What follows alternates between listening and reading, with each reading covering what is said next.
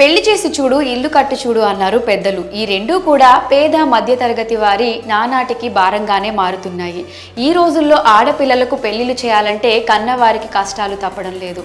పెళ్లి చేయాలి అంటే వివాహ వేదిక దగ్గర నుంచి మొదలుకొని విందు భోజనాలు, ఫోటోలు, వీడియోలకు బోలెడంత ఖర్చు అవుతుంది. అదీ కాక కట్నంగా లక్షల రూపాయలు బంగారం, స్థలాలు, పొలాలు ఇచ్చుకోవాల్సిన పరిస్థితి. ఈ సంప్రదాయం అనాదిగా వస్తుంది. వరకట్నం అంటే వరంగా ఇచ్చే కట్న కానుకలు. ఇవ్వాలనుకుంటే ఇవ్వచ్చు, లేదా ఇవ్వకపోయినా పర్లేదు. ఖచ్చితంగా ఇవ్వాలి అన్న రూల్ అయితే ఎక్కడా లేదు. కానీ కట్నం కోసం పెళ్లి పీటల మీద ఉండగానే పెళ్లిళ్ళు ఆపేస్తున్నారు. పెళ్ళయ్యాక భార్యను వేధిస్తున్నారు. కొంతమంది నీచులైతే ఏకంగా చంపేస్తున్నారు కూడా, లేదా చనిపోయేలా చేస్తున్నారు. కట్నం కోసం పేచీ పెట్టే దుర్మార్గులున్న ఈ సమాజంలో అసలు మాకు కట్నం అవసరమే లేదనే వారు చాలా మందే ఉన్నారు. అలాంటి వారు నిజంగా గొప్పోళ్లే.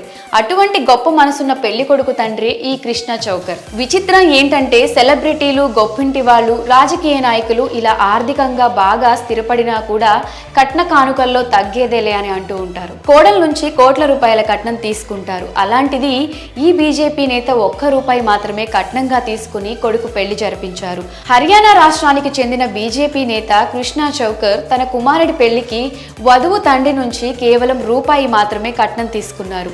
చౌకర్ కుమారుడు గౌరవ్ సబ్ ఇన్స్పెక్టర్ గా పనిచేస్తున్నారు. ఇతనికి హర్యానా రాష్ట్ర staff selection commission chairman Bhupal Singh Khadi కుమార్తె గరీమాతో పెళ్లి జరిపించారు. ఈ వివాహ వేడుకకు అతిరథ మహారథులు హాజరయ్యారు. అయితే వధువు తండ్రి భూపాల్ సింగ్ బంధువులందరి ముందు వరుడికి 7 లక్షలకు పైగా కట్నం అందించారు.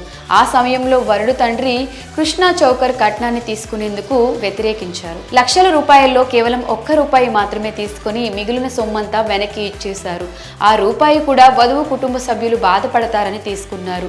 లేదంటే ₹1 కట్నం తీసుకోకుండా పెళ్లి జరిపించేవారు. వరుడు తండ్రి చేసిన ఈ పనికి అక్కడికి వచ్చిన అతిథులు ప్రశంసలతో ముంచెత్తారు.